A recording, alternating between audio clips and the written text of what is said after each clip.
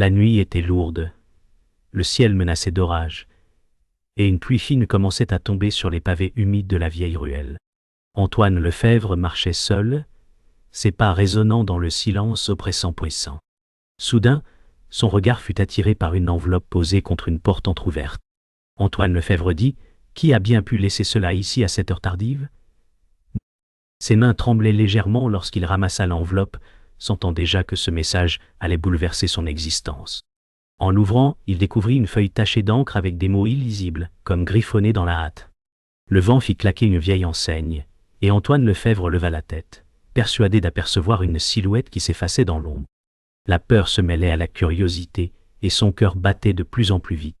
La ruelle semblait plus étroite, l'air plus glacé, comme si chaque pierre murmurait un avertissement qu'il refusait d'entendre. Le cœur battant, Antoine Lefèvre recula de quelques pas, serrant le papier contre lui comme s'il détenait une arme invisible. La rue semblait soudain étrangère, chaque fenêtre close ressemblant à un regard méfiant. Antoine Lefèvre dit « Pourquoi moi? Pourquoi ce message dans cette nuit maudite ?» Ses pensées tourbillonnaient, et une voix intérieure murmurait que cette énigme n'était pas le fruit du hasard. Le vent s'engouffrait dans la ruelle, sifflant entre les pierres, et la pluie devenait plus forte. Dans ce décor hostile, Antoine Lefèvre savait qu'il venait de franchir une frontière dont il ne reviendrait jamais. Alors qu'il observait encore l'ombre lointaine, une sensation glaciale parcourut son dos. Le silence fut brisé par un bruit de pas qui s'éloignait rapidement. Antoine Lefèvre cria « Arrêtez !» mais sa voix se perdit dans le vacarme de la pluie. Son instinct le poussait à poursuivre, mais son corps refusait d'obéir, figé entre la peur et la fascination. Tout autour, la nuit semblait resserrer son étreinte, et le mystère grandissait avec chaque seconde écoulée. Antoine Lefèvre sentit ses doigts s'engourdir et la feuille menaçait de lui glisser des mains. Les mots griffonnés semblaient former des signes secrets, comme un avertissement. Antoine Lefèvre dit « Ce n'est pas un simple message, c'est une menace. » L'écho de ses paroles se répercuta contre les murs, amplifiant sa peur. Une certitude naissait en lui, quelqu'un voulait le plonger dans un piège savamment préparé. Les minutes semblaient s'étirer comme des heures. Antoine Lefèvre resta immobile, son esprit en proie à un tourbillon d'images et de questions. Chaque bruit, chaque ombre prenait une importance inquiétante. Point de chute. Antoine Lefèvre dit « Si je veux comprendre, je dois avancer, mais à quel prix ?» Sa respiration s'accélérait, et son regard fixait la ruelle qui s'enfonçait plus loin, dans l'obscurité. Il comprenait désormais que ce message n'était pas seulement une invitation, mais un appel dangereux auquel il était déjà lié. Le matin suivant, Antoine Lefèvre s'éveilla dans son appartement, encore hanté par la vision de l'ombre disparue dans la ruelle. Ses mains froissaient nerveusement le papier posé sur sa table de chevet. Antoine Lefèvre dit « Ce message est plus qu'un hasard, il me vise directement. » Ses yeux fatigués parcouraient la pièce familière, mais tout lui semblait étranger, comme si une menace invisible s'était installée entre ses murs.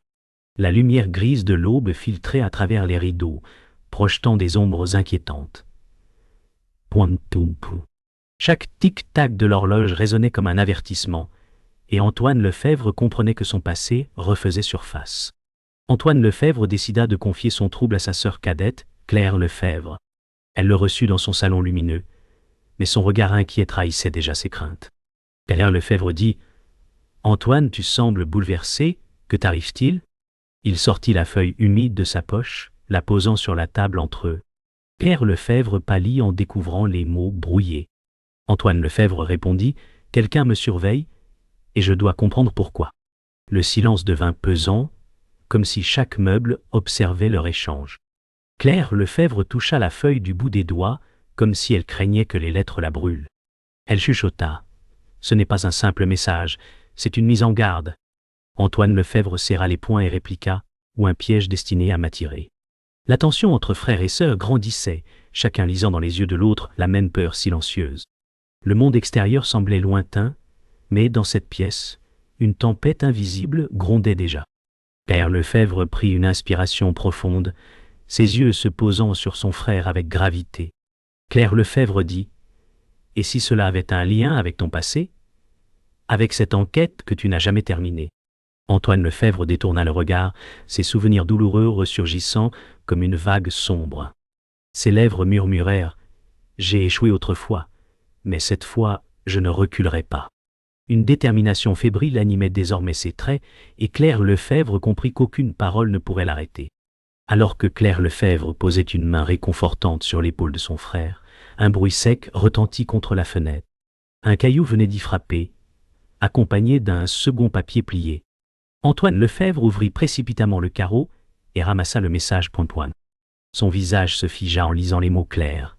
« Arrête, ou tu perdras plus que la vérité. » Claire Lefebvre étouffa un cri, et Antoine Lefebvre dit « Ils savent que je cherche, et ils veulent me briser. » L'air dans la pièce devint irrespirable. Les jours passèrent, et Antoine Lefebvre ne pouvait plus ignorer l'angoisse qui grandissait en lui. Chaque coin de rue semblait dissimuler une menace. Il se retrouvait souvent à fixer l'ombre d'une silhouette dans la foule.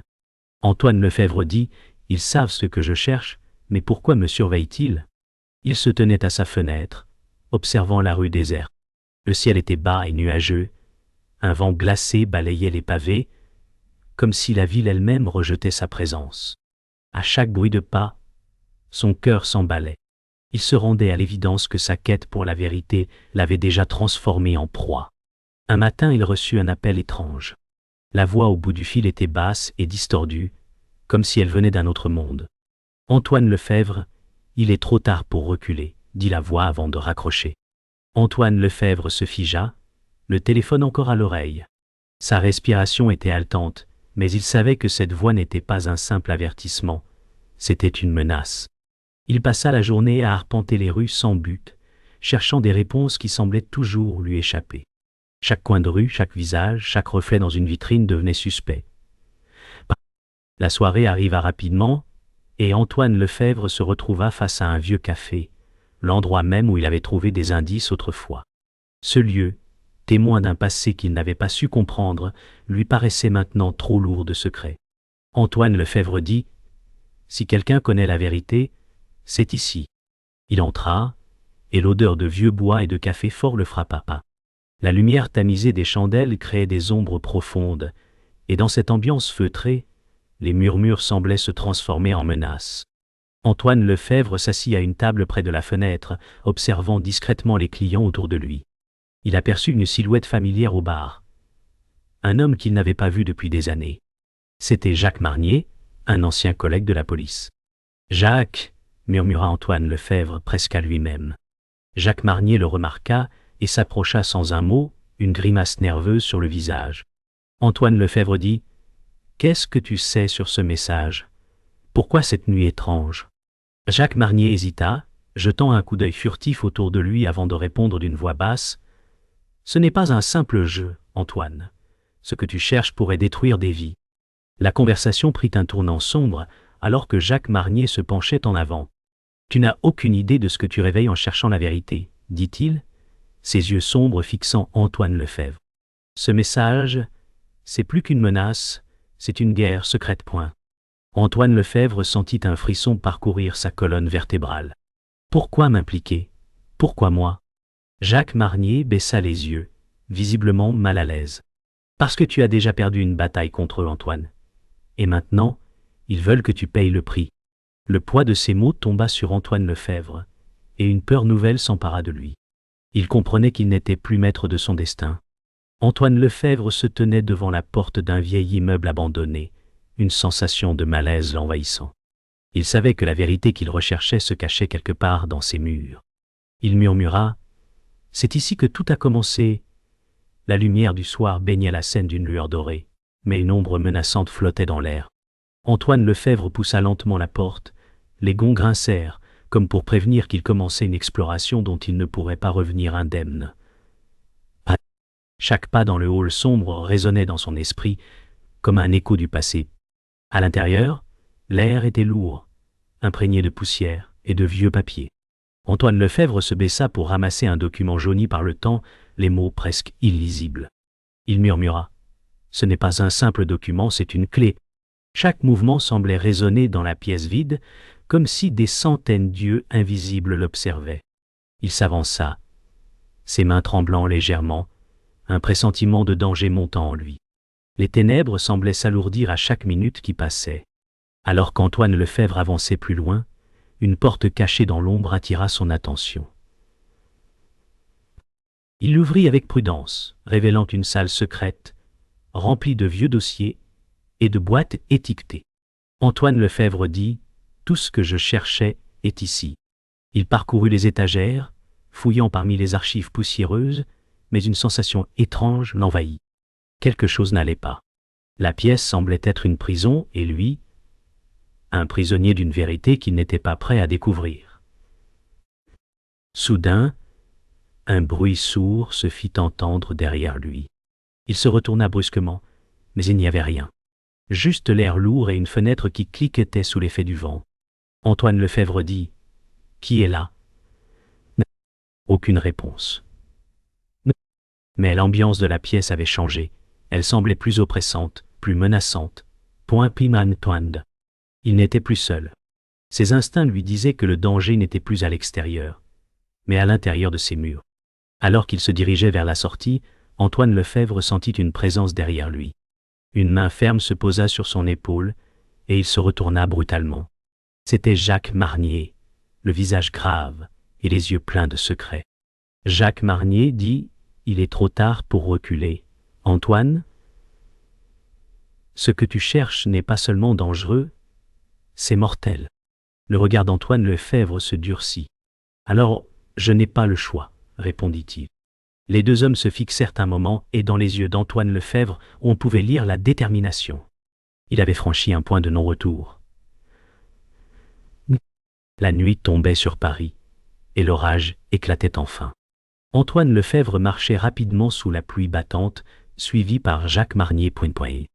Les éclairs illuminaient brièvement les façades des immeubles, révélant des détails inquiétants. Antoine Lefèvre dit « Il faut en finir ce soir, je ne peux plus fuir. » Jacques Marnier lui répondit « Tu n'as pas idée de ce que tu affrontes. » Le tonnerre grondait comme une annonce funeste et chaque pas résonnait comme une condamnation. Les deux hommes savaient que le moment décisif approchait et que rien ne resterait caché bien longtemps. Ils arrivèrent à une place déserte où une silhouette les attendait, immobile, sous la pluie. Antoine Lefèvre reconnut cette démarche. C'était Claire Lefèvre, mais son visage semblait déformé par la peur. Claire Lefèvre cria à Antoine « Arrête-toi, tu vas droit dans leur piège !» Antoine Lefèvre resta figé, partagé entre l'instinct de la protéger et le besoin de poursuivre.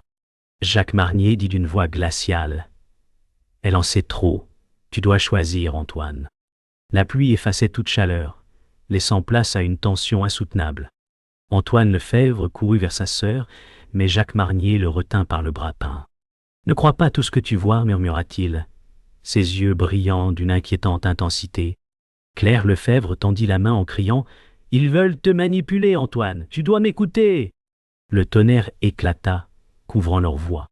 Antoine Lefèvre dit « Vous jouez tous avec moi, mais je découvrirai la vérité. » Ces mots résonnaient comme un serment au cœur de la tempête.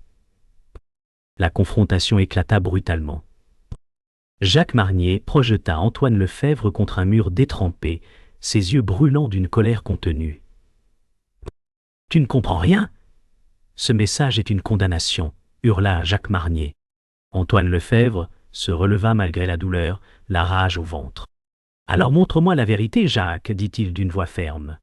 Claire Lefèvre pleurait, incapable d'intervenir.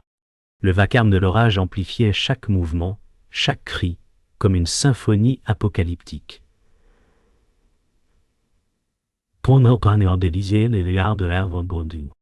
Dans un geste désespéré, Antoine Lefèvre repoussa Jacques Marnier et brandit la feuille trempée qu'il avait gardée. Les mots effacés par l'eau se révélèrent soudain sous l'éclat d'un éclair. Une liste de noms, dont le sien et celui de Claire Lefèvre. Antoine Lefèvre dit « Nous sommes les prochaines cibles. » Jacques Marnier blêmit, reculant d'un pas. Claire Lefèvre, terrifiée, chuchota « Alors c'était toi depuis le début. » Un silence glaçant s'installa, seulement troublé par le martèlement de la pluie, et Antoine Lefèvre comprit que le combat venait à peine de commencer. La pluie s'était enfin calmée, mais l'air restait saturé d'une tension presque palpable. Antoine Lefèvre marchait lentement sur les pavés luisants, son esprit alourdi par le poids des révélations poincées. Jacques Marnier le suivait en silence, ses yeux fuyant ceux de son ancien collègue. Antoine Lefèvre dit « Nous sommes liés à cette liste, Jacques, et je veux savoir pourquoi. Le silence de Jacques Marnier était plus accablant que des mots. Claire Lefebvre les observait à distance, ses mains tremblant toujours. La vérité venait d'éclater, mais elle n'apportait aucune paix, seulement une angoisse nouvelle. Ils trouvaient refuge dans une vieille église abandonnée. L'odeur de pierre humide et de cire éteinte emplissait l'air. Antoine Lefebvre s'assit sur un banc, le papier froissé serré dans sa main. Claire Lefebvre dit d'une voix brisée, « Antoine, nous ne pouvons pas lutter contre eux, c'est trop grand. » Il leva les yeux vers la croix brisée au-dessus de l'autel, ses lèvres murmurant, « Alors pourquoi nous avoir choisis ?» Jacques Marnier restait immobile, son visage marqué par la peur et la culpabilité. L'église semblait respirer avec eux, un témoin muet de leur désespoir. Un bruit sec retentit dans l'église, faisant sursauter Claire Lefebvre. Une pierre roula dans l'allée, comme poussée par une présence invisible. Jacques Marnier serra les poings et dit « Ils nous ont suivis. » Antoine Lefebvre se leva brusquement, le regard enflammé. « Alors qu'ils viennent, je suis prêt, » répondit-il d'une voix déterminée. Mais au fond de lui, la peur persistait, plus forte que jamais. Les murs de l'église résonnaient comme une cage, et chaque ombre semblait s'allonger pour les engloutir. Antoine Lefebvre déplia une dernière fois la feuille détrempée, l'encre révélant lentement un symbole mystérieux.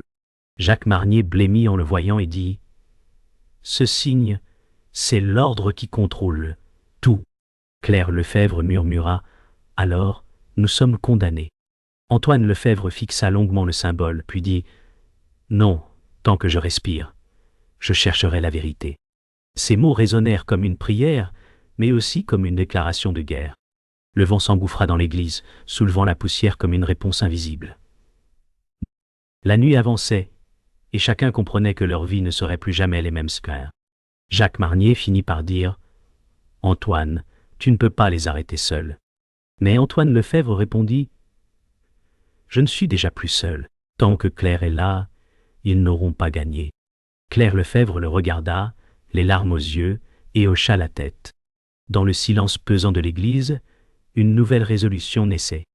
Le prix de la vérité était immense, mais ils étaient prêts à le payer, même si cela devait les détruire.